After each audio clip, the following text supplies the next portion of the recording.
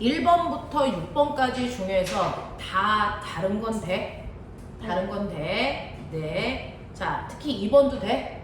네. 2번 돼. 자, 지성 안 되는 거 있으면 얘기해야 돼. 네. 맞지? 자, 5번이 뭐냐면 이라고 하는데요. 모형 비행기에서 이거는 파이를 3.14로 얘는 계산해서 그렇지 사실은 3.14 넣지 않고 그냥 계산하면 4파이 나오면 돼요.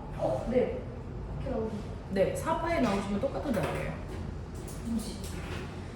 됐어? 네, 얘는 3.14 집어넣고 계산해서 그래.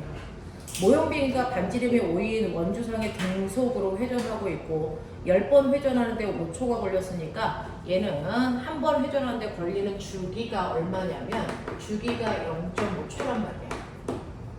이 원의 각속도가 얼마니? 라고 했을 때 각속도는 t분의 2파이잖아. 그거 계산한 거야. 그냥. 됐어? 네, 각속도는 t분의 2파이. t분의 2파이는 또 뭐야? 2파이 f. 됐어? 어디다 집어넣어도 상관없어. 그래서 4파이 나와요 라고 하는 거야. 납득되지? 됐지? 파이가 3.14로 해서 집어넣어서 그런 답이 나온 거야. 그 다음에 7번부터 11번까지 내용이, 이 내용이 좀 어려워. 이거 몰투에서 가져온 문제들이야. 그래서 여기에서 어려운 것들 질문할 거야. 10번이요. 10번. 7, 8, 9, 10. 네. 7, 8, 9, 10 볼게요. 질문하는 거 하나도 아까우면 안 돼요. 자, 이거 시험지에서 7, 8, 9, 10인데, 자, 요거 보시면요. 7번 문제 같은 경우에 이제 뭐가 있냐면, 이런 식으로 우리가 앞에서 물리 원에서 배운 거 하시면 이런 식으로 되어 있다고 쳐봐. 이런 식으로 되어 있다. 이렇게 A라는 물체가 있고 B라는 물체가 있고 C라는 물체가 있는데 1kg야, 2kg야, 그 다음에 얘가 3kg야. 근데 내가 앞에서 60N의 힘을 줘서 당긴다고 쳐봐. 그러면 얘네들은 등가속도 운동하면서 끌려갈 건데 그 중에서 A가 써야 되는 R자임을 얼마냐면 10N이고요, 20N이고요, 30N이야. 그러면 이 실에 걸려있는 장력은 얼마야? 이 실에 걸려있는 장력 얼마야? 얼마? 아니야. 실제로요. 60 중에서 A가 필요한 힘 10 쓰고 나머지가 건너가야죠. 건너간 힘을 B와 C가 나눠 쓰는 거잖아요. 그러니까 여기에 걸려있는 장력 얼마? 50이야. 그리고 50 중에서 B가 필요한 힘 20 쓰고 여기에 걸리는 거죠. 이거 얼마예요? 이거 30이란 말이야. 이렇게 나왔어. 네. 안녕.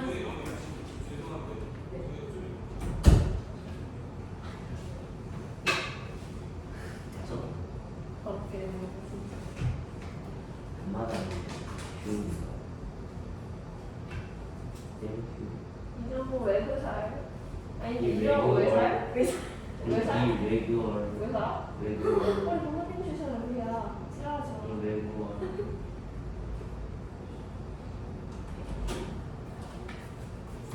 자, 그래서 이렇게 날아가기 때문에 거기에 있는 그림이 이제 다시 보면요. 어떤 그림이 있냐면 7번 같은 경우에 90력이 이렇게 있고요. 여기에 있는 물체 A와 B를 이렇게 해서 얘네들이 이렇게 돈단 말이야. 근데 힘이 나가는 근원은 여기거든요. 그러면 A가 필요한 90력과 B가 필요한 90력 중에서 여기는 A가 필요한 90력과 B가 필요한 90력이 한꺼번에 나가. 그 중에서 A가 필요한 90력 쓰고 그 다음 여기는 B만 필요한 90력이 가. 알겠어? 이런 느낌으로 가야 돼. 이런 느낌으로 가야 돼. 자, 그랬을 때 요거 반지름 R 이렇게 되면 얘는 1대 2의 반지름이라고. 그럼 90력은 어떻게 돼요? 라고 하는데 너네 알아? A가 한 바퀴 도는 동안 B 몇 바퀴 돌아? 아니요? 조금 뒤집고 싶냐? A가 한 바퀴 도는 동안 B 몇 바퀴 도냐? 한 바퀴 돌아. 같은 실로 매달았기 때문에. 됐어? 네. 그래서 얘네들이 한 바퀴 도는데 걸리는 주기가 A의 주기는 B의 주기가 같단 말이야. 그러면 얘는 각속도가 어떠냐면 각속도는 t분의 2파이라서 주기에 의해서 각속도가 결정되는데 주기가 똑같기 때문에 A의 각속도와 B의 각속도가 똑같아. 됐어? 그럼 꼬맹아 얘네들이 돌기 위해서 필요한 90력이 그게 어떻게 구해? M, R, 오메가 제곱 이거잖아. 됐어? 그랬을 때 A의 각속도와 B의 각속도가 똑같기 때문에 그리고 A와 B의 질량이 어떻습니까? 질량이 같아요. 됐죠? 그러면 이때 필요한 90력의 크기는 중심으로부터 떨어져 있는 반지름의 비율이 있는 거야. 그럼 반지름이 1대 2니까 얘네들이 필요한 A의 구심력을 F라고 하면 B의 구심력이 얼마여야 되니? 2F여야 돼. 반지름 두 개니까. 그 힘이 다 어디서 나가? 여기서 나가. 그러니까 여기에 걸려있는 힘이 3F. 그 중에서 얘가 F 쓰고 나서 여기에 걸려있는 힘이 얼마여야 돼? 2F. 이렇게 가야 돼. 이해해? 이해해? 이렇게 가는 거. 자, 그래서 3대 2로 가는 게 맞아 라고 하는 거고요. 8번 보시면요. 자, 아래 그림과 같이 천장에 매달린 실이 L인 실에 질량이 M인 추를 매달아 연직선과 섹타의 각을 이루면서 등속 원운동을 할 때 원뿔 진전을 만들었습니다. 이때 실에 작용하는 장력의 크기는 얼마이겠습니까? 라고 하는 거지요. 자, 실에 걸려있는 장력의 크기는요. 자, 이렇게 되어 있어. 자, 이렇게 돼서 이렇게 된다. 자, 얘가 뱅글뱅글 이렇게 원을 그리면서 돌겠죠. 자, 이 실의 길이가 L이라면 꼬맹아, 이 실의 길이도 얼마여야 되냐? L은 아니지. 설마. 그치? 그런 생각은 우리는 안 해. 자, 요 각도가 세타야. 그러면 요 길이가 얼마냐? 이게 L. 뭐게? 사인 세타이죠. 이걸 반지름에서 돌아. 맞아.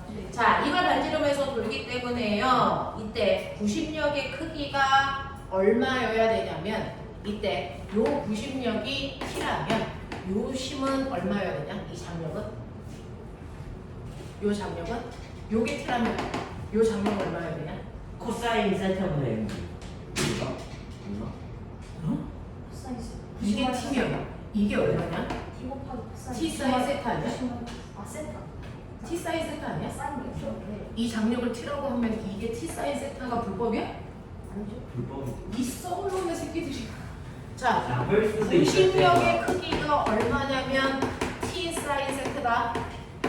맞아? 그 T 사인 세타라고 하는 구심력을요. 여기서 준 자료가 뭐예요?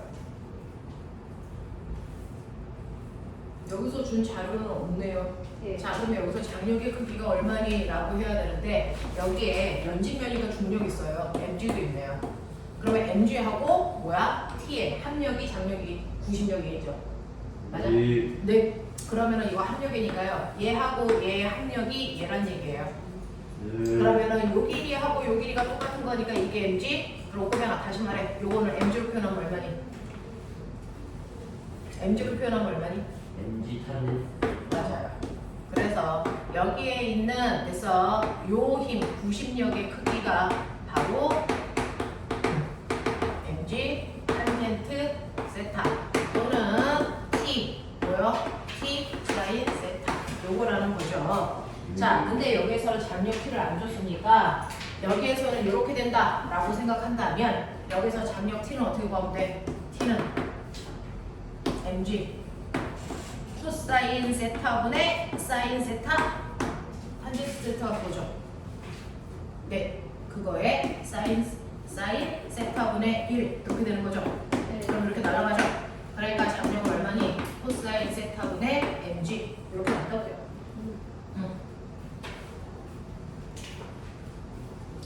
이래서 수학의 힘이 조금 필요해. 근데 그 정도는 그냥 다 알고 있으니까. 자, 9번 원운동의 주기는 얼마이겠습니까? 라고 하는데 원운동 할 때 주기요. 주기는 우리가 알고 있는 것처럼 2파이 루트 5니 G분의 L이죠. 자, 여기서 L이라고 하는 거는 반지름을 얘기해요. 반지름을 얘기하니까 뭐라고 쓰면 되겠어? 이제 반지름.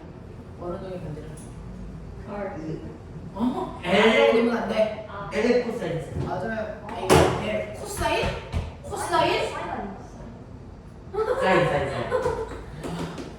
진짜 다 보여놓고 헛짓한다. 설마 그래서 틀려. 답안지에 코사인으로 되어 있네. 맞잖아요.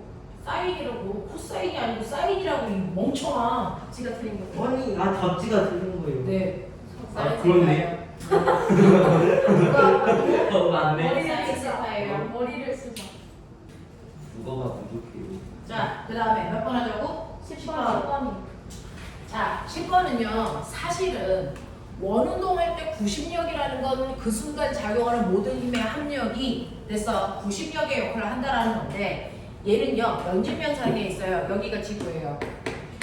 자, 여기에서 이렇게 막대기를 연결해서 얘가 이렇게 돌아요. 이렇게 한다고요. 그러면 이렇게 돌 때 최고 높이에 왔을 때 작용하는 구심력.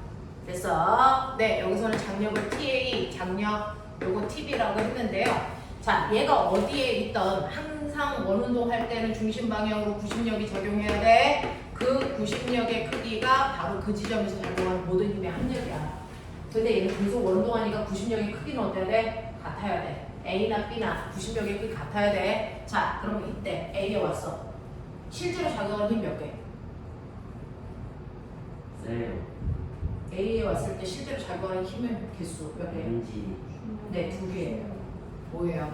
막대가 잡아당기는 장력과 지구의 중심으로 향하는 중력. 이 2개를 합하면, 그죠? 얘 바로 구심력이 된다고요. 근데 여기서 그럼 TA와 중력이 같은 방향이니까 이걸 합하면 얘의 구심력이 돼요. 네, 근데 TA 크기가 얼마나 했어요? mg라고 했어요. 그러니 구심력이 얼마입니까? 2mg예요. 이렇게 되죠. 근데 얘가 이제 이 B의 위치에 와도 구심력이 등속 원운동이기 때문에 크기가 똑같이 2mg여야 돼요. 근데 잘 봐. 여기에 왔을 때 장력이 이쪽 방향으로 작용하고요. 또 뭐도 있어? 뭐도 있어? 중력 있죠. 중력이 이쪽 방향으로 여기 작용하잖아요. 그럼 2개를 뺐을 때 장력의 크기가 더 커야 구심력이 중심 방향을 향하겠죠. 그래서 TB에서 중력을 빼면 이게 구심력이 되는데 이 크기가 이거라고. 이래. 그러니까 TB의 크기는 3mg일 수밖에 없어 라고 하는 거예요. 납득하냐? 네. 이런 얘기예요. 그래서 이 문제들은요, 원운동 할 때 가장 기본적으로 나오는 문제들. 지금은 이제 처음 풀어서 낯설어서 틀린 문제들도 존재하는데요. 이 정도는 이제 익숙하게 해줘야 된다라고 하는 거. 선생님, 물교육기관에서는 그 점수가 다 점수 단점이 다 똑같아요. 다 달라요. 다 다르고요. 역학이 저번에 이제 2월달에 나왔을 때 50점, 정기가 26점, 파동이 16점, 파동이 14점 이렇게 해서 이제 100점 만점이었고요. 한 문제당 100점은 다 달라요. 쉬운 문제부터 어려운 문제까지 있어서 한 문제당 100점 다 달라요. 잘 찍어야 돼요. 찍으면 안 돼요. 찍으면 마이너스 점수 나옵니다. 아, 그래요? 네, 그래서 네. 한 문제당 마이너스 4분의 1점이기 때문에 만점 되면. 그래서 이거 근데 다 틀리면 마이너스 점수 나올 수 있는 거예요? 다 틀리면. 찍었는데 다 틀리면.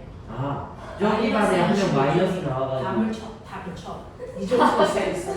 아, 저 점수는 안 그래서, 풀리면 모르면 그냥 블랙 처리하셔야 돼요. 그냥 아무 답이나 쓰시면 안 그냥 돼요. 모르는 것만 있으면 모르는 것만 있으면 할 수 없죠. 0점은 받는 거죠.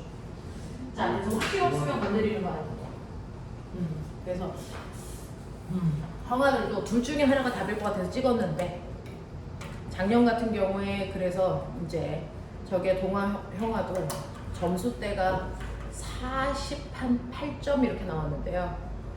이거일 것 같아라고 해서 찍었기 때문에 점수가 감점에 나와가지고 20 몇 점대 나왔거든요. 실제로 얻은 점수의 절반이 감점으로 나왔단 말이야. 안 건드리면 돼요. 안 건드리면 돼요. 46점이면은 동상이거든요. 우와. 그러니까 안 건드리면 되나? 근데 그러면 중간에 하다가 꺼지다면서. 그리고 뭐냐면 시간 내에 풀어야 되는 게 가장 큰 거. 그래서 60분 동안 30문제를 푸는 게 쉬운 게 아니거든요. 그래서 시간 내에 풀어야 되니까 집중하는 거, 그리고 장치 잘 해내는 거, 됐지? 이런 거. 자, 그럼 이제 오늘 진도 나가요. 자, 지금 간단하게 풀었던 문제 채점은 해봐드렸어요. 이 정도의 11개의 문제는 풀 수 있게끔 해주셔야 된다라고 하는 거였고요. 그 다음에 이제 저 선생님하고 나가셔야 되는 거, 지금 우리 때문에 저기 형아들은 오늘 하루 종일 테스트를 오전에 볼 겁니다. 이제는 정기회로를 다 했기 때문에 그래서 우리 정기회로 빨리 하고 오후에 답반에서 이 정기회로에 해당되는 문제 풀 수 있게끔 하는데요. 얼마 전까지만 해도 정기회로가 올린 문제의 절반이었어요. 사실은 역학만큼 중요했거든요. 근데 정기회로 파트가 조금 가벼워지면서 문제 수준도 조금 낮아지고요. 문제 양도 줄었어요. 그럼에도 불구하고 회로는 되게 중요합니다. 자, 그래서 영재에서는요, 회로 문제가 2차에서 안 나오는데 3차 캠프에서 나와요.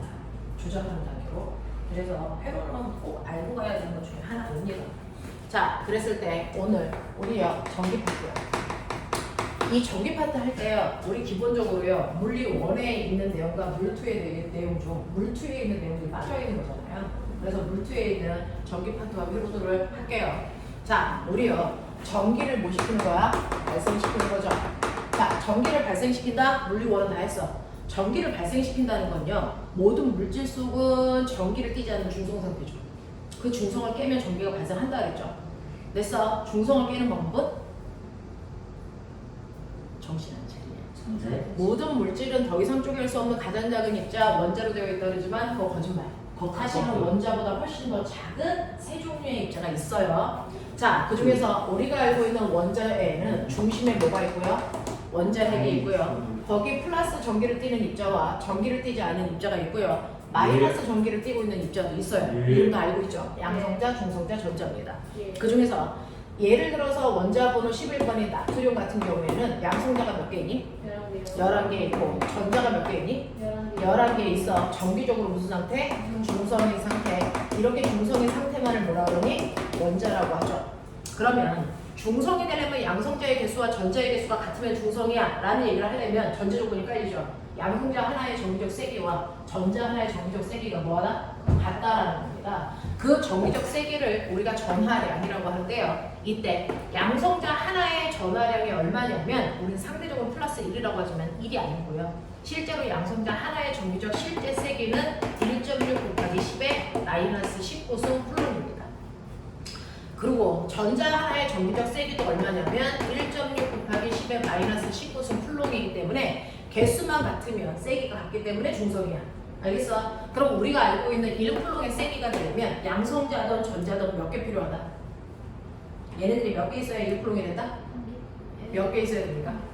양성자 하나의 정기적 세기가 1.6 곱하기 10의 마이너스 19승 플롱이거든요. 이거 몇 개 있어야 1플롱의 세기가 될까? 한 번은 생각하자. 얼마? 625, 18개. 625, 18개라고 저는 외워요. 6.25 곱하기 10의 18승계가 모여 있으면 이게 1쿨롱의 전하량의 세기가 나오는 거야. 알겠어? 이렇게 된다. 그래서 나는 625, 18개라고 외워. 알겠어? 네, 이 정도의 세기가 있으면 되는데, 그러면 원자 속에는 양성자와 전자가 균일하게 있기 때문에 중성인데 우리는 전기를 띠게 한다는 얘기는 어떻게 한다는 얘기냐면 이 균형을 깨버린다는 얘기죠. 그러면 이 균형을 깨기 위해서는 누군가를 움직여야 돼. 더 전자. 넣거나 더 빼야 됩니다. 이때 움직이는 건 누구다? 전자. 전자다. 왜 전자를 움직여야 된다? 더 작아서. 전자가 가볍기 때문에 가속도가 뭐하니? 크게 나타날 거야. 같은 에너지를 줬을 때. 됐어. 그래서 우리는 이동시키기 편한 전자를 이동시키는 방법으로 전기를 발생시킵니다. 자, 그러면 전기를 발생시킨다의 결론이 이미 나왔어. 전기를 발생시키기 위해서는 물질 속에 있는 전자를 한 방향으로 뭐 시키면 된다? 이동시키는 방법을 이용해서 우리는 전기를 띠게 하고 있어. 무슨 말인지 알겠어? 자, 그러면 전자를 한 방향으로 이동시키는데요. 그러면 이렇게 서로 다른 두 물질이 있다고 쳐. 그 중에서요, A에서 전자를 빼서 B 쪽으로 이동시킬 거예요. 그럼 얘는 전자를 잃었으니까 무슨 전화? 플러스 전화를 띠고요. 얘는 전자를 얻었으니까 뭘 띱니까? 마이너스 전화를 띠겠죠. 그래서 전기를 발생시킵니다. 그러면 B 쪽에 간 전자는요, 어떻게 돼요? B 쪽에 가만히 있을까요? 아니면 계속 이동이 갈까요? 둘 중에 하나죠. 만약에 전자가 이동해서요, 그 위치에 가만히 있다면 나는 뭘 발생시킨 거다? 정지된 전기를 발생시킨 거예요. 전자를 정지시켜놓고 전기를 발생시킨 겁니다. 그래서 전자를 여기에 고정시켜놓고 전기를 띠게 하니까 얘가 플러스, 얘가 마이너스 이렇게 된 거죠. 자, 정지된 전기를 뭐라 그러니? 정전기. 정전기를 발생시키는 방법 두 가지. 정전기 유도. 네, 정전기 유도하는 방법이 있고요. 또 이렇게 정전기를 만드는 방법은요, 정전기 유도하는 방법이 있고 뭐가 있다? 마찰 전기를 발생시키는 방법이 있다. 맞습니까? 네. 자, 마찰 전기 일으킬 때요, 조건. 마찰 전기 일으킬 때 조건. 죽여버린다. 마찰 전기 일으키려면 마찰시켜 비벼야 되죠. 근데 조건이 있어. 어떤 애들끼리 비벼야 돼? 그 트러블 타는 그. 반드시 서로 다른 물질끼리 비벼야 돼. 같은 물질끼리 비비면 마찰점이 생겨 안 생겨? 안 생겨. 그래서 오른손 바닥과 왼손 바닥 비벼봤자 전기가 발생하지 않잖아요. 그래서 서로 다른 물질끼리 비벼야 서로 다른 물질끼리 비벼야만 한 놈은 플러스 한 놈은 마이너스 일방적으로 한쪽에서 다른 쪽으로 전자가 이동하기 때문에 한 놈은 플러스 한 놈은 마이너스라는 전기를 띠게 되겠죠. 마찰시키면 반드시 서로 다른 두 물질은 반대극을 띠기 때문에 인력만 작용합니다. 됐죠? 자, 그런가 하면 정전기 유도라고 하는 거는 두 가지가 있죠. 이런 식으로 전기를 띤 대전체를요, 전기를 띠지 않는 물체 근처에 갖다 대. 근데 얘가 금속일 때와 뭐가 있어? 얘가 비금속일 때가 있죠. 자, 금속이든 비금속이든 상관없는데요. 전기를 띤 물체를 근처에 갖다 대면 가까운 쪽은 무슨 극? 플러스. 네, 반대극. 먼 쪽은 무슨 극? 같은 극이 돼요. 그래서 이런 식으로 정전기 유도가 일어나는 거 맞습니다. 근데 그 정전기 유도가 일어나는 과정이 금속일 때와 비금속일 때가 다릅니다. 자, 어떻게 다르냐면 금속 속에는 자유롭게 움직이는 전자들이 많이 있고요. 비금속은 자유전자가 거의 존재하지 않잖아. 그러니 이렇게 원자핵에 전기를 띠고 있는 플러스 마이너스가 이렇게 고르게 퍼져 있어. 처음에는 중성이었는데요. 자유전자가 많으면 마이너스를 갖다 대면 마이너스가 어떻게 됩니까? 한쪽으로 치우쳐 쏠리는 현상이 이렇게 발생한다고요. 됐어? 그러면 상대적으로 이쪽은 플러스 전기가 세니까 플러스 그걸 띄고요. 이쪽은 마이너스 전화를 띈 아이들이 많으니까 마이너스 전기를 띄게 된다고요. 되겠어? 이런 식으로 자유전자가 직접 움직이면서 전기를 띠는 현상, 금속에서 나타나는 현상을 우리가 실제로 정전기 유도라고 해.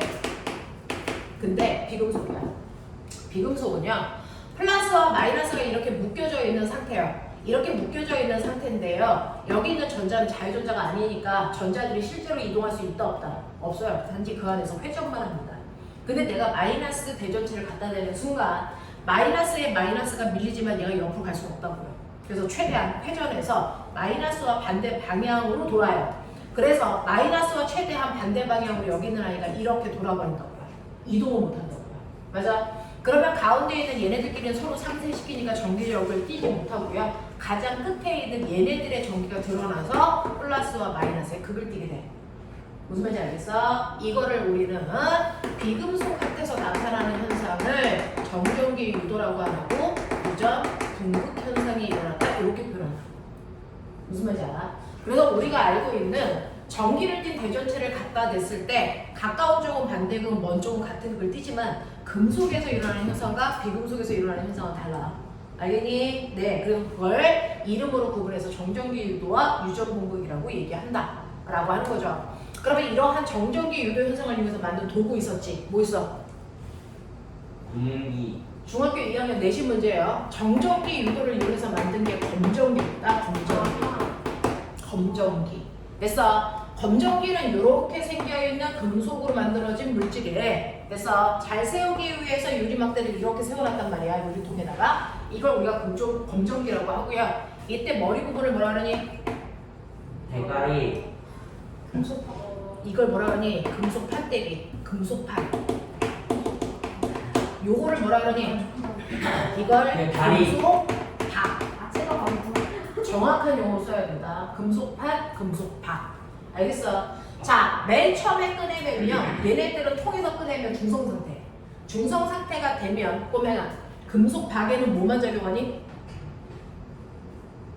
중력밖에 안 작용해요. 그럼 다리가 어떻게 되어 있을까요? 축 처져서 두 개가 오므라져서요. 사실은 맨 처음에 보면 이게 한 가닥처럼 이렇게 붙어 있단 말이야.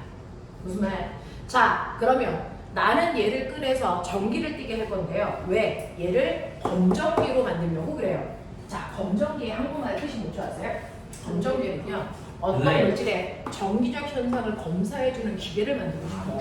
그러니 내가 어떤 물질을 이렇게 근처에 갖다 대면 갖다 댄 A라는 물체의 전기적 현상을 검사할 수 있는 장치로 얘를 만들어야 되거든요. 그러면 실제로 검전기는 A라는 물체에 뭘 검사할 수 있어? 기억나니?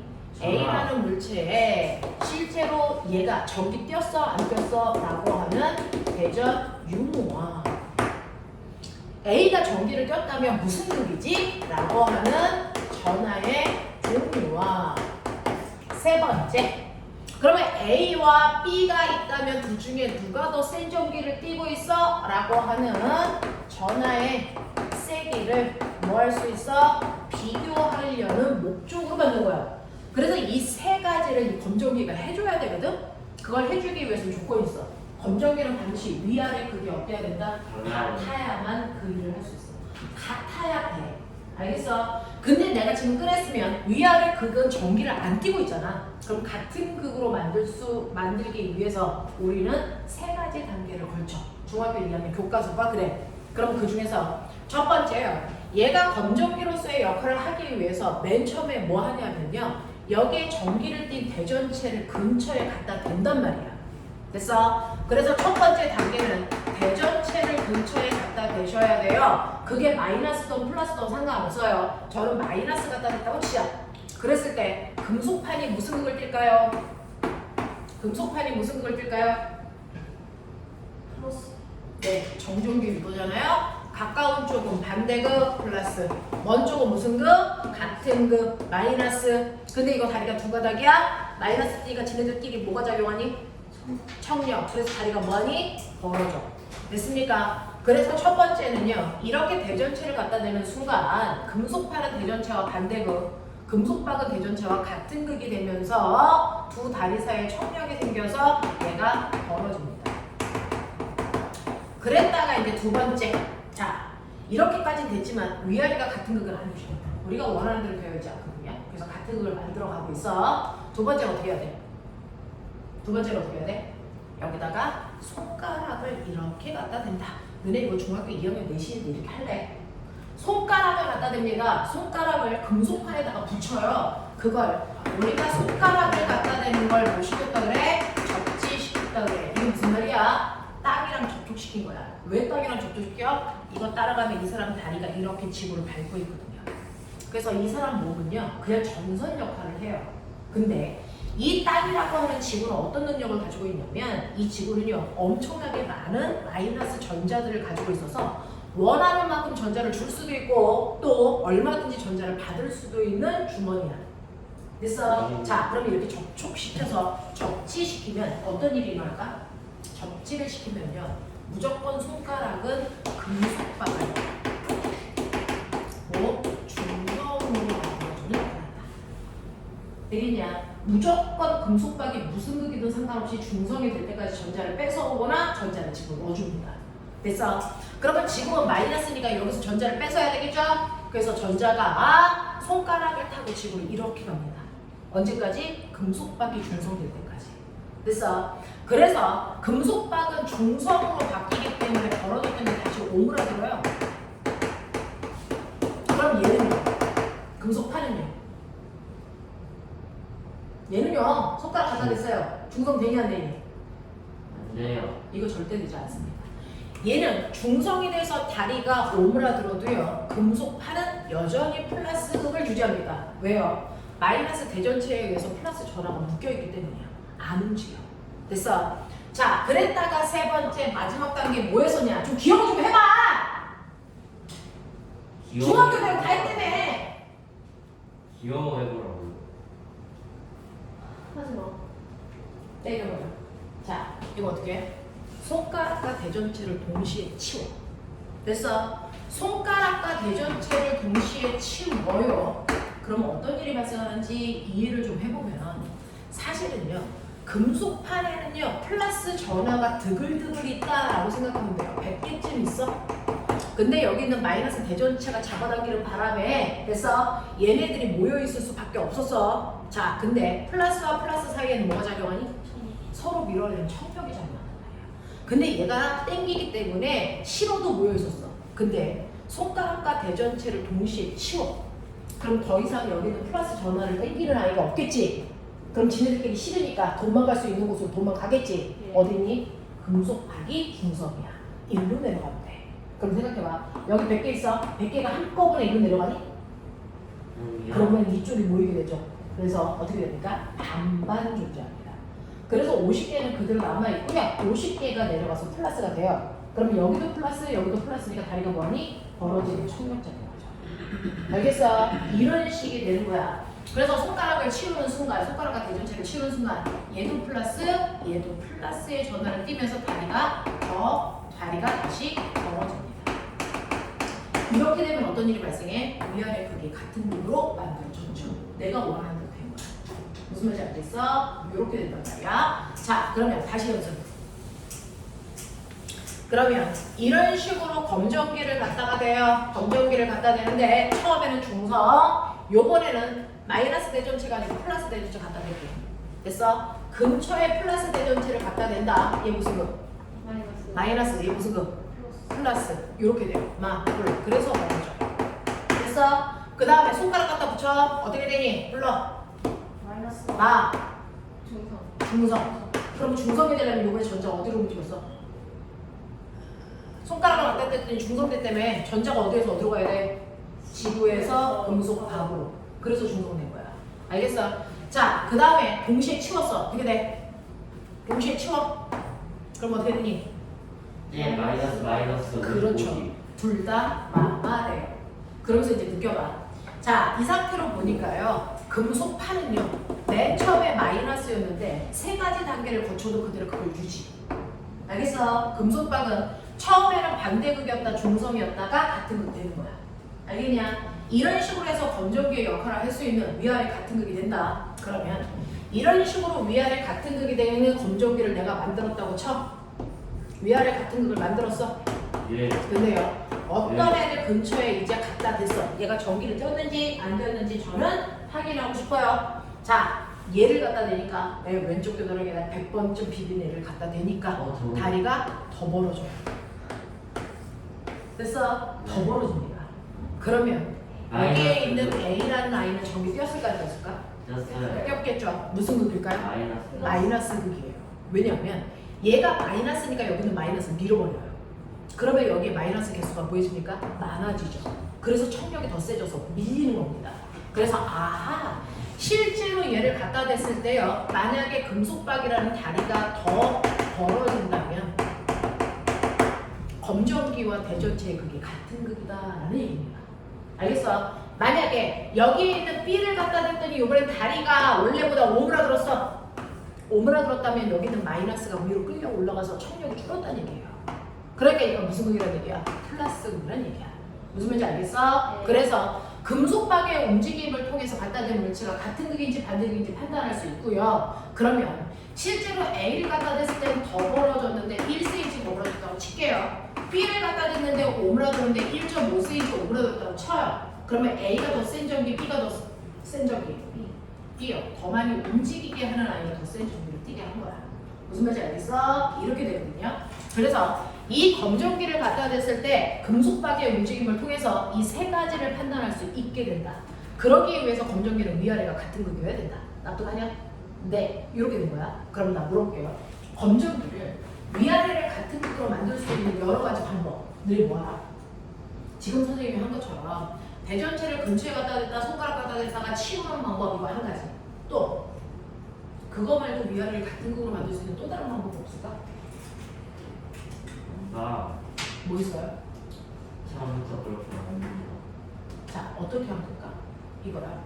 전기를 띠는 애를 근처에 갖다 대지 말고 붙여버려요. 이런 식으로. 마이너스 대전체를 아예 붙여버리면 어떻게 될까? 여기 있는 전자들이 일로 옮겨가죠. 그러면 얘도 마이너스, 얘도 마이너스. 한 번에 그렇게 돼요. 그래서 실제로 전기를 띠는 대전체를 붙여버리는 순간 이 대전체와 같은 극으로 온전히 대전돼요. 그래서 이렇게 할 수도 있고요. 또 어떤 방법이 있어요? 엄청나게 센 햇빛을 비춰요. 빛에너지를 주면 빛에너지를 먹은 전자들이 뭐합니까? 밖으로 튕겨나오는 광전 효과가 일어나요. 그래서 위아래가 온통 같은 플러스로 대전될 수도 있어. 무슨 말인지 알겠어? 이런 식으로요. 검정기를 같은 극으로 만들어서 정전기 요도를 이용해서 우리는 전기를 띠게 할 수도 있더라. 그러면 이런 식으로 전기를 띠게 했을 때요. 전기를 띤 입자를 만들 수도 있죠. 자, 저는 이렇게 전기를 띤 입자 A형 플러스 4쿨롱 전기의 세기를 쿨롱이라는 단위로 설명합니다. 자, B라고 하는 애는 마이너스 2쿨롱의 전하를 띠고 있다고 치고 둘 사이의 거리가 얼마냐면 2m 떨어졌다고 치자. 그럼 전기를 띤 입자들 사이에는 서로를 당기거나 밀면 뭐가 작용하니? 전기력. 이 생겨요. 그 중에서 얘는 인력이 생기겠죠? 나 물어볼게요. A가 B를 잡아당기는 인력과 B가 A를 잡아당기는 인력 중 누가 셉니까? A A가 B를 B를 당기는 힘하고요. B가 A를 당기는 힘하고요. 누가 셀까요? A요 B요. 누가 더 세요? A가 B를 당기는 힘이야? B가 A를 당기는 힘이야? A가 B요. A가 B? 아니요. 이거 같아요. 왜일까요? 작용 반작용의 두 힘이잖아요. 맞죠? 됐어. 네. 작용 반작용의 두 힘이기 때문에요. 전하량이 센 애가 더 세게 잡아당기거나 질량이 큰 애가 더 세게 잡아당기거나 이런 거 존재하지 않아. 서로 작용하는 두 힘의 크기는 언제나 작용 반작용이기 때문에 항상 크기 같습니다. 됐죠? 그러면 A와 B 사이에 작용하는 전기력의 세기 어떻게 구할까? 전기력을 R제곱분의 크로 구할 수 있다 설명했었어. 맞아? 네. 그러니 2의 제곱분의 전기력 구할 때 쓰는 K라는 상수를 우리가 쿨롬 상수라고 해요. 자, 전기력 구할 때 상수는 9 곱하기 10의 구속입니다. 외울 필요 없이 필요하면 시험 문제 줄 겁니다. 곱하기 4 곱하기 2. 그래서 계산하시면 얘는 18 곱하기 10의 구속 6분의 1으로 서로 당겨. 이렇게 되는 거야. 무슨 말인지 알겠지? 자, 그러면 이렇게 서로를 당기고 있는 이러한 물체를 내가 얘네들을 한번 붙였다가 떨어뜨릴게. 원래 상태로. 그럼 뭐 바뀌는 게 있어? 붙였다 떨어뜨리는 순간 바뀌는 게 있어? 있어요. 아, 왜냐면 모든 것들이 접촉되는 순간 같아지려고 하는 평형 상태를 유지하려고 해요. 그러니까 열평이 되는 것처럼 전하량의 평형 상태를 유지합니다. 됐어? 그러니 한 놈은 플러스 한 놈은 마이너스고 얘는 4고 얘는 2인데 얘네들을 접촉시키는 순간 극도 세기도 같은 상태가 되려고 합니다. 무슨 극도일까요? 무슨 극도일까요? 플러스일까 마이너스일까? 플러스 되겠죠. 플러스가 더 셌으니까. 됐어. 둘 다 플러스 됩니다. 전하량은 얼마 될까요? 이거 구하는 방법. Q1의 전하량.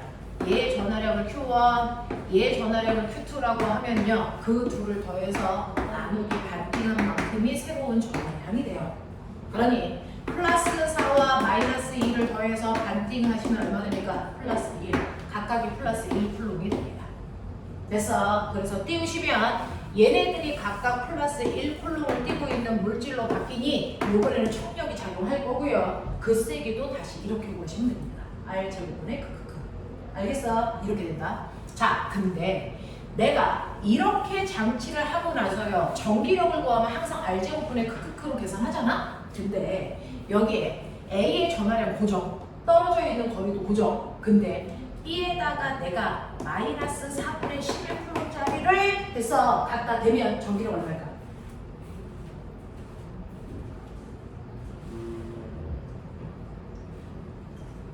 아니야. 플러스 3분의 17쿨롬을 갖다 줄 거야. 전기력 얼마일까? 저 4분의 10을 빼고요. 답을 이때 전기력 얼마? 이때 전기력 얼마? 이때 전기력 얼마? 빨리 구해. 암산이 되는 거야? 빨리. 네. 몇 시야? 1시간 20분밖에 안 지났어. 아, 진성현 딱 건드리는 지네. 그러니까 잘 됐다 이모전. 이 이모전 인정해야 된다. 너 코멘트. 이 괜찮겠다. 너 코멘트. 근데 이게 그 머리카락 스타일 달라지는 것 같아. 남한테 여기서 아, 그 씨발 반응이 어땠어? 내 물리스 분석. 보셔라.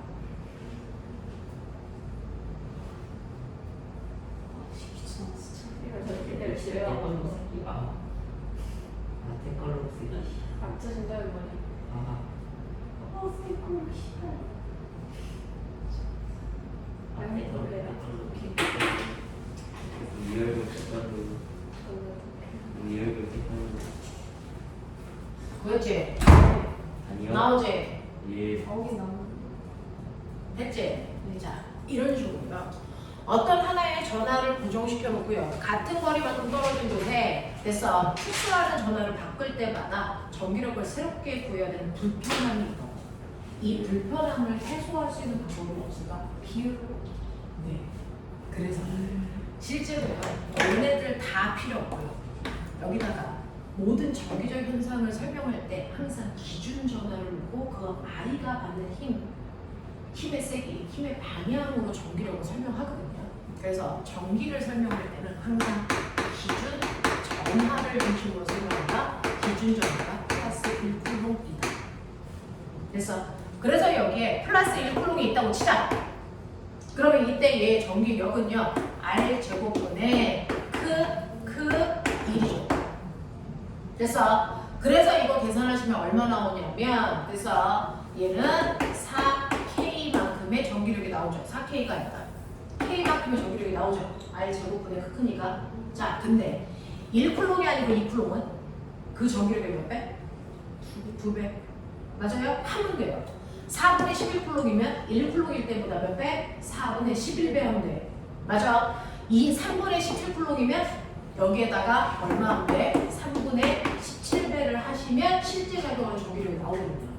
됐어? 그러니 불편하게 그때그때마다 전기력을 새롭게 구하지 말고 기준 전하인 플러스 1쿨롱의 전하가 받는 힘의 크기를 우선 구한다. 그래놓고 실제 전하량 배율만큼만 높이시면 된다.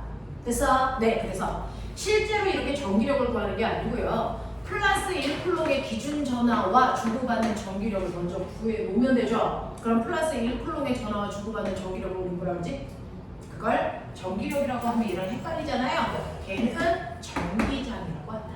걔는 전기장이라고 한다. 얘는 전기력이고. 됐어. 플러스 1쿨롱의 전하와 주고받는 힘의 세기를 전기장의 세기라고 한다. 이 전기장의 세기도 똑같이 R 제곱분의 크크크로 계산할 텐데 여기가 플러스 1쿨롱이니까 얘를 곱할 필요가 없죠. R 제곱분의 크크로 하면 전기장의 세기 나옵니다. 됐어. 그러면 이렇게 전기장의 세기를 구해놓고 나서 실제 전기력을 구하려면 어떻게 하면 된다? 여기에다가 Q2의 전하의 세기를 곱하면 되죠. 됐어. 그래서 요거 두 개 가지고요. 얘네들의 관계식이요. 얘네들의 관계식 F 값은요. Q2에다가 2를 곱한 것이랑 같죠. 맞아. 이렇게 구해요. 그래서 우리 Q2라고 굳이 안 쓰고 됐니? Q2 이렇게 구하면 되죠. 그래서 쿨롱력 됐어. 하고 이거야. Q력을 쿨롱력 왜? 이게 쿨롱 상수니까. 알겠어? 자, 그래서 전기장의 세기를 이용해서 여러분들이 알고 있는 전기력을 계산하면 된다. 그래서 둘 다 힘이야. 전기력도 힘이고 전기장의 세기도 힘인데 전기장의 세기는요 1쿨롱의 전하와 주고받는 힘. 알겠어? 1쿨롱이 아니고 2쿨롱이면 2배, 3쿨롱이면 3배, Q쿨롱이면 Q배 하면 실제 전기력 나온다. 알겠냐? 라고 하는 이게 바로 힘. 그러면 전기력이라고 하는 힘을 이렇게 구했다고 치자. 자, 그러면 우리는 그거 알아요? 여러분들이 알고 있는 위치 에너지 몇 종류? 위치 에너지 몇 종류? 위치 에너지의 종류 몇 개? 진송현 넉수 났다? 몇 개? 일단 포텐셜, 운동. 포텐셜이 바보야. 위치 에너지야. 그 포텐셜의 종류 어허. 뭐 있어? 그 중력 포텐셜 에너지. 또 탄성 포텐셜. 탄성 포텐셜 에너지, 또 전기 포텐셜 에너지. 이렇게 세 개. 알겠어? 그래서 위치 에너지는 세 가지가 있는데요. 그 세 가지의 위치 에너지 중에서 여러분들이 알고 있는 중력 위치 에너지, 그 다음에 두 번째 전기 위치 에너지, 요거 두 개 사이의 관계 보여줄게요. 실제로요. 전기 에너지, 중력 포텐셜 에너지라는 중력 에너지는요. 실제로 여기가 지면이기 때문에 자, 중력은 질량을 가지고 있는 물체들이 반응하는 힘이거든요. 그래서 실제로 지구에는 중력을 가지고 질량을 가지고 있는 물체들을 아래로 잡아당기는 중력이라는 힘이 작용하고 있죠. 그죠? 여기 중력이 이렇게 작용하고 있고요. 그 중력이라는 힘에 반응하는 건 질량입니다. 질량. 그러니까 질량을 가지고 있는 물질들은 중력의 힘을 받아서 땅바닥에 이렇게 붙어 있죠. 얘는 아래로 중력만큼 잡아당기는 힘 때문에 땅에 붙어 있는 거야. 그러면 얘를 들어 올릴 겁니다. 자, 얘를 들어 올리기 위해서는 최소한의 힘이 필요하죠. 그거 얼마? 최소한의 힘 얼마? 당연히 중력만큼 최소한의 힘이 필요해요. 그래서 얘를 h만큼 들어올린다고 치자. 그러면 이동시킨 거리는 얼마? h. 그래서 얘가 여기에 올라옵니다. 그러면 사람은 얘한테 mgh만큼의 일을 해줬죠? 그럼 물체는 mgh만큼 일을 받았죠? 일을 받으면 뭐가 생깁니까? 에너지가 생기죠. 됐어? 네. 자, 이런 식으로 중력과 반대 방향으로 움직여서 생기는 에너지를 우리 뭐라 그런다? 중력 포텐셜 에너지라고 한다. 그래서 이 물체는 중력 포텐셜 에너지가 생기는데 그게 바로 중력이 한 일과 똑같은 크기만큼이다. 그래서 중력 포텐셜 에너지 구하는 식이 mgh다. 이 얘기죠. 됐어? 네. 그럼 똑같으면 여기가 이제 중력이 아니고 전기력이 작용하는 전기장이야. 됐니? 자, 여기에 플러스 극이 이렇게 걸려져 있고요. 여기에 마이너스 극판이 이렇게 있습니다. 자, 그럼 저 하나 물어볼게요. 실제로요. 여러분들이 알고 있는 것처럼 여기에 플러스 전하가 있고 여기에 마이너스 전하가 있는데 내가 여기에 플러스 전기를 띤 물질을 놓고요. A, 마이너스 전기를 띤 물질을 놓는다고 쳐. 자, 이때 얘네들이 받는 힘의 방향. 플러스를 띤 A는요, 오른쪽으로 전기력을 받아요. 그죠? 자, 마이너스를 띤 물질을 어디로 받습니까? 왼쪽으로 힘을 받아요. 같은 위치에 전기를 띈 물질이라도. 알겠어? 그러면 여기에서 전기력의 방향은 오른쪽이야, 왼쪽이야? A가 힘을 소모니까. 여기에 이 지점에서 전기력 방향을 오른쪽이라고 해야 될까, 왼쪽이라고 해야 될까? 라는 게 관건이야. 오른쪽? 자, 둘 다라고 해도 되겠죠? 어차피 둘 다니까. 근데 우리는 뭔가 규칙성, 약속을 표현해 줘야 되거든요. 그래서 우리가 어떤 지점에서의 전기력 방향은요, 반드시 기준전화 플러스 1쿨롱의 전하가 받는 힘의 세기와 방향으로 표현합니다. 그래서 기준이라는 걸 만드는 거거든요. 그래서 이곳의 전기력의 방향은요, 플러스가 받는 힘의 방향으로 오른쪽 방향으로 전기력이 작용해 라고 표현합니다. 그래서 이렇게 힘의 방향을 나타낸 선을 우리가 뭐라고 하냐면 전기력선이라고 부르죠. 됐어? 그래서 우리는 플러스 전하가 받는 힘의 방향으로요, 항상 플러스 쪽에서 마이너스 쪽으로 전기력이 작용한다. 그래서 전기력선의 방향을 결정합니다. 알겠어? 네. 그래서 전기력선의 방향을 이렇게 그리죠. 이렇게 그리죠. 됐어? 그래서 우리는 플러스 1쿨롱이라는 기준 전하가 받는 힘의 방향으로 전기력선의 방향을 결정합니다. 그래서 방향은 항상 플러스 극에서 마이너스 극을 향하는 방향이에요. 그래서 내가 여기에 플러스를 띈 입자를 놓는다? 이 방향으로 움직이죠. 마이너스 전하를 놓으면 거꾸로 움직입니다. 알겠어? 그래서 우리 기준을 플러스로 놓고 전기적 현상을 설명하기 때문에 전기력선의 방향이 플러스에서 마이너스 방향으로 향한다. 자, 그랬을 때 이렇게 세 개의 전기력선을 그렸을 때 이 간격은 좁아, 이 간격은 넓어. 이 전기력선의 간격의 의미는 뭐야? 물어내서 한번 알아요. 전기력선의 간격의 의미는 뭐예요? 전기력의 세기를 의미해요. 이때 간격이 좁은 쪽이 센 거야, 넓은 쪽이 센 거야? 좁을수록 센 거죠. 넓은 곳은 약한 거죠.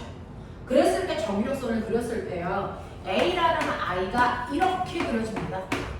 합쳐서 총 6개의 전기력선이 나가고요, B라는 I 쪽으로 3개의 전기력선이 들어와요. 그랬을 때 얘의 전하의 세기를 마이너스 Q라고 한다면 얘의 전하의 세기를 얼마라고 하면 되니?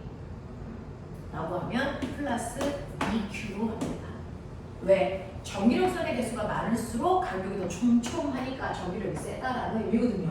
알겠어? 이런 식으로 해서 전기력선의 방향과 개수를 보시면 세기를 비교할 수 있다. 이해돼?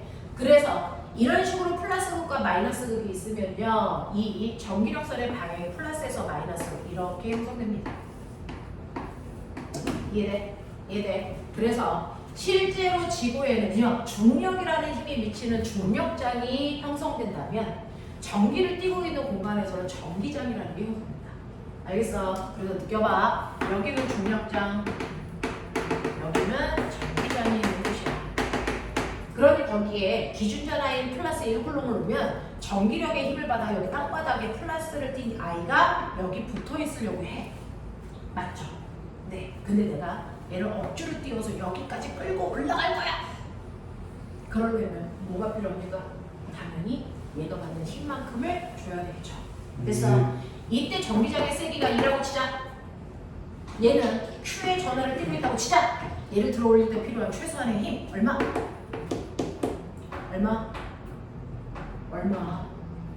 Q2만큼의 전기력을 줘야 되겠죠. 그만큼의 힘을 줘야 돼. 그래서 얘를 D만큼 이동시킨다. 그러면 이동시킨 거리가 얼마니? D. 됐어. 그래서 얘를 여기까지 끌어올리기 위해서 내가 해준 일을 여기에 전기를 띈 입자가 받아요. 받은 만큼 뭐가 되니? 에너지. 그걸 우리가 전기 포텐셜 에너지라고 하는 거야. 그래서 전기 포텐셜 에너지를 구하는 방법이 뭐다? QED다. 알겠습니까? 힘 곱하기 거리. 이해돼? 하겠어? 자, 이걸 여러분들이 알고 있는 전기 에너지라고 해서 우리 U라고 써요. 그래서 전기 에너지를 구하는 방법이 QED입니다. 근데 이게 기준전하인 1쿨롱이라면 이거 뭐 Q가 1이니까 뭐야? ED라고 하겠죠. 그래서 이거를 우리는 뭐라고 쓰냐면 V라고 쓰고 이거를 전위라고 읽어요. 전기적 위치 에너지 준말 전위. 1쿨롱의 전하가 갖는 전기 에너지를 전위라고 하고 이걸 V라고 쓰는데 이거 뭐라고 읽을까? 볼트. 여러분들 건전지가 몇 볼트짜리야? 1.9볼트짜리야 라고 할 때 그 볼트예요. 근데 이건 원래 볼트라고 하는 건 뭐다?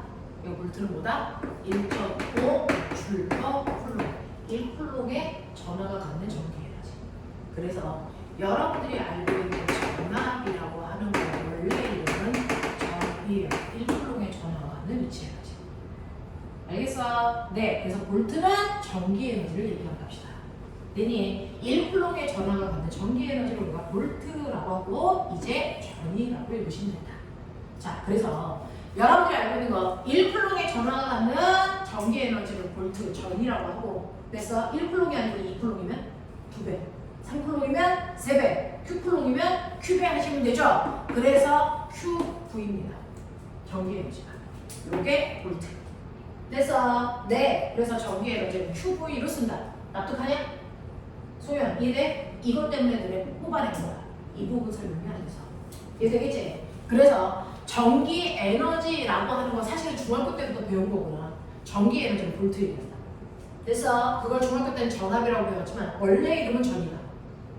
전이라는 건 1쿨롱의 전하가 갖게 되는 전기 에너지다. 근데 1쿨롱이 아니고 2쿨롱이면 2배 하시면 된다. 그래서 이렇게 지워져서 이게 3배 에너지를 가져 이렇게 되는 거거든요. 그래서 여러분들이 알고 있는 전위에다가 전하량을 곱한 만큼의 전기 에너지가 된다라고 하는 겁니다. 자, 그러면 이런 식으로 할 수도 있는데 결국은 전기 에너지도요. 힘에다가 이동시킨 거리를 곱해서 받은 일만큼 에너지 생기잖아요. 우리 전기력 구하는 식 R 제곱분의 뭐였어? Q였지. 됐어. 네. 라고 하는 힘으로 미국랑 거리가 얼마? R. 그럼 뭐 찍어 보여요? 전기력 구하는 식. 요거 바꾸면 되죠. R분의 크크크가 전기 에너지 구하는 식이야. 맞냐? 예. 맞냐? 그러면 여러분들이 알고 있는 전위 구하는 식은요. 이게 1쿨롱이니까 여기다 1 집어넣으시면 R분의 크크가 바로 전위 구하는 식이겠죠. 이해돼? 그래서 지금 여러분들이 머릿속에 드셔야 되는 건 뭐냐면 전기력이라는 힘과 그 힘으로 한 일인 전기 에너지를 이렇게 구할 수 있다 라는 거야. 외워져? 오케이. 그랬을 때 1쿨롱의 기준 전하가 갖는 값은 이거 다 1로 바꾼 거야. 그러면 뭐가 돼? 알겠니? 이렇게 된다 라고 하는 거 머릿속에 집어넣으시면 되겠죠. 자, 그러면서 너네 그거 알아? 이제 이렇게 실제로 멈춰있는 정전화가 갖는 전기 에너지와 그 다음에 전기 에너지와 전기력이라는 힘 설명했거든요. 자, 그러면 여기까지를 기억한다면 두 번째로 가면 되겠죠. 두 번째는 뭐예요? 전기를 발생시키는데요. 전자가 한쪽에 이동해서 고정되어 있는 정전기를 만드는 거 있어. 그럼 고정시키지 말고 전자를 한쪽 방향으로 계속 흐르게 할 수도 있잖아. 전자를 한쪽 방향으로 계속 흐르게 하는 건 멋진 말로 뭐라고 해? 전자의 흐름. 네, 기류. 그걸 뭐라 그러니? 절. 뭐라고 해? 류. 됐냐? 전류 만들 거야, 전류. 알겠어? 집중되냐? 네. 집중돼? 뭐 한 거 아니지? 저 비염약 좀 먹고 왔대요.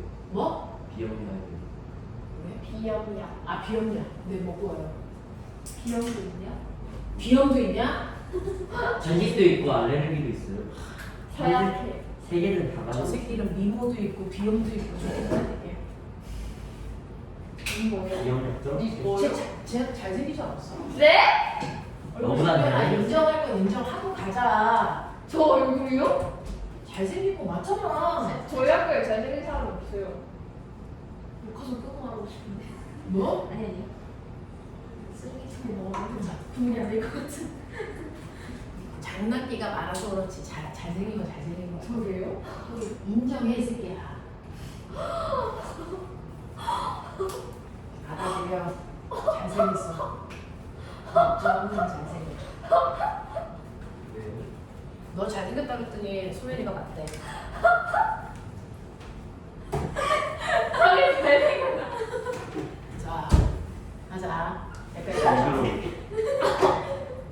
저게 잘생긴 얼굴이라고. 야, 너 지금 10년 있다 아이돌 나오면 너 사인 안 해준다. 제가 안 찾아요. 수원이랑 똑같이 생겼어. 죽여버리자. 보자. 전류는. 자, 그럼 전류는요. 전자가 한쪽 방향으로 계속 흐르게 해주는 거야. 그래서 정기적 현상을 만들어내는 걸 전류라고 한다. 이 전류가 흐를 수 있게끔 만들어놓은 가장 간단한 장치를 우리 뭐라 그러니? 전기 흐르도. 이렇게 얘기하죠? 자, 그래서 이렇게 건전지 있고 전선으로 연결해서 호마전구라는 저항이 있고요. 그 다음에 스위치 이렇게 연결한 걸 전기 회로도라고 해요. 자, 지금은 스위치가 뭐 있니? 열렸으면 전기 흘러 안 흘러?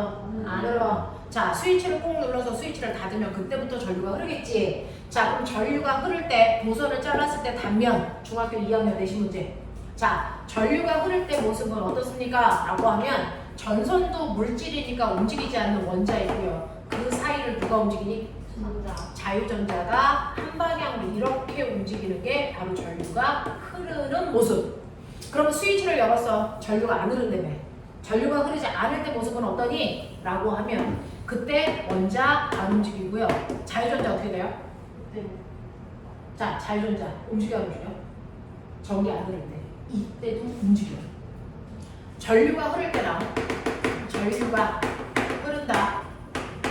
전류가 안 흐른다.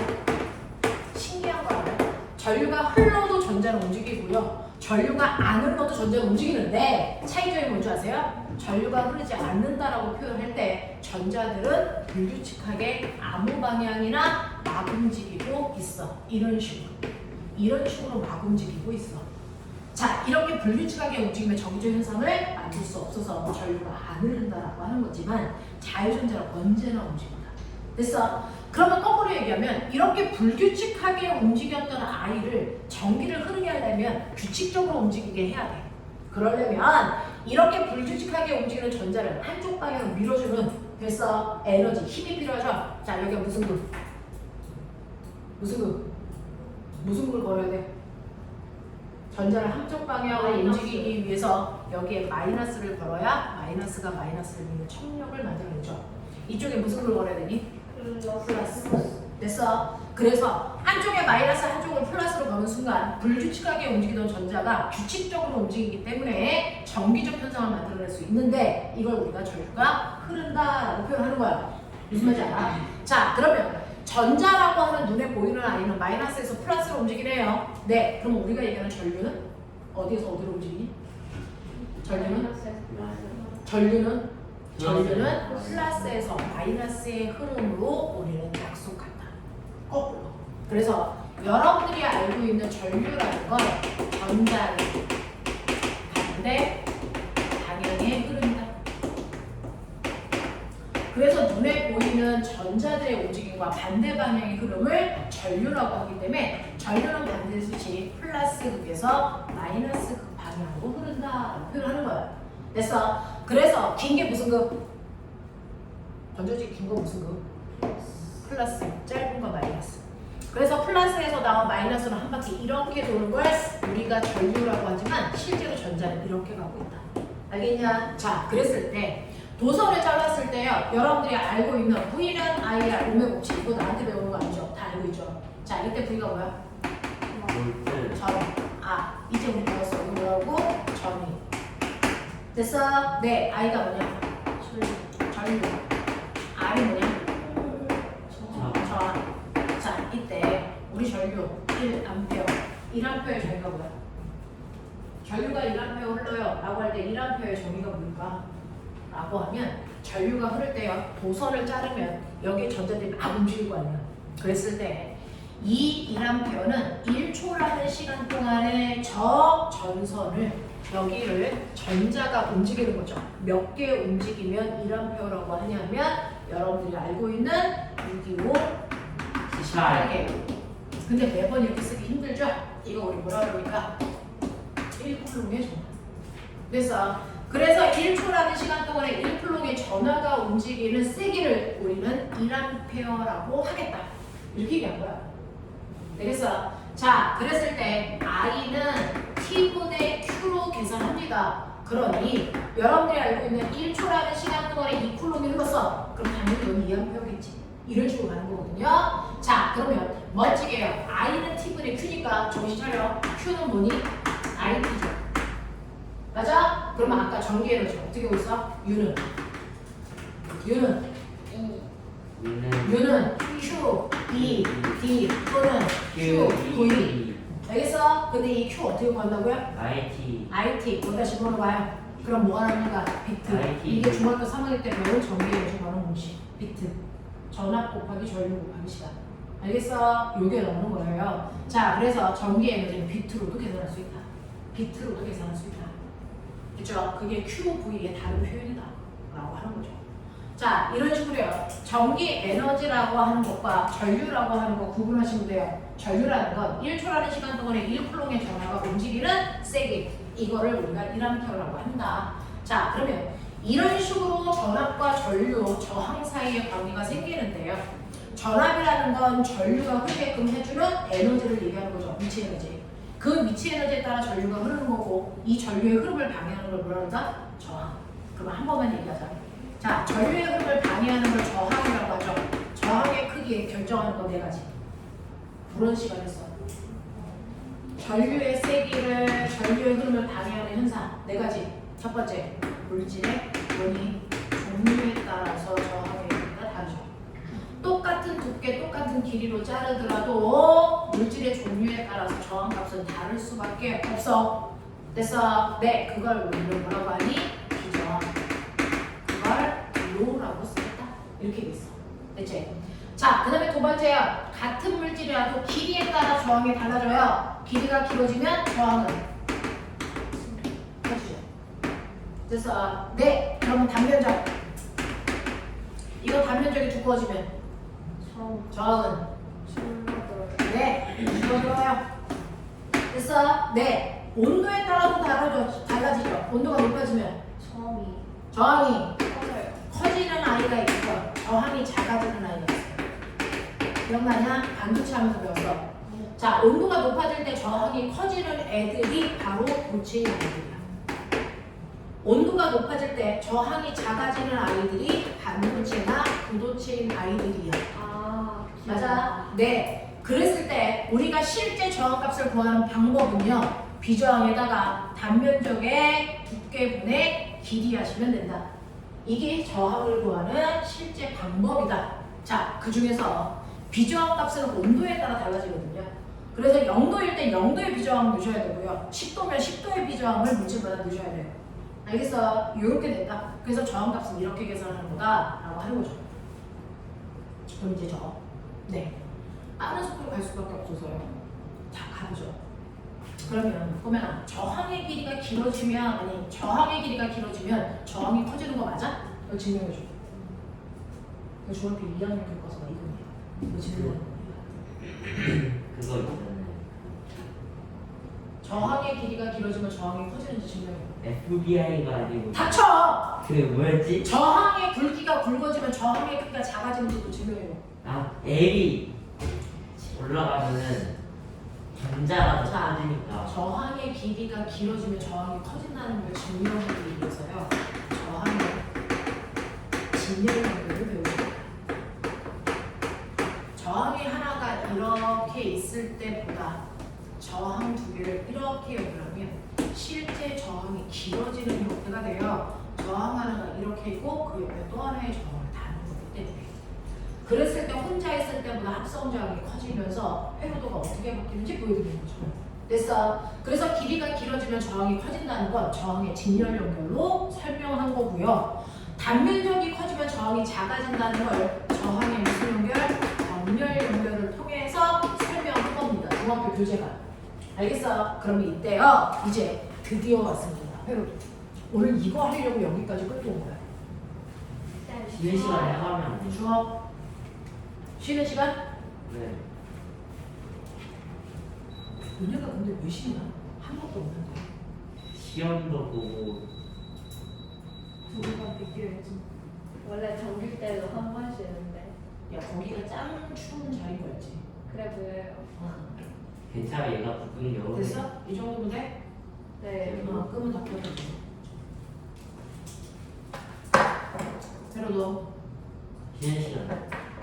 멤버는 잠깐만 끌어가 갈까? 10분만. 10분만 끌어가. 헐. 나이스. 대박이지? 대박.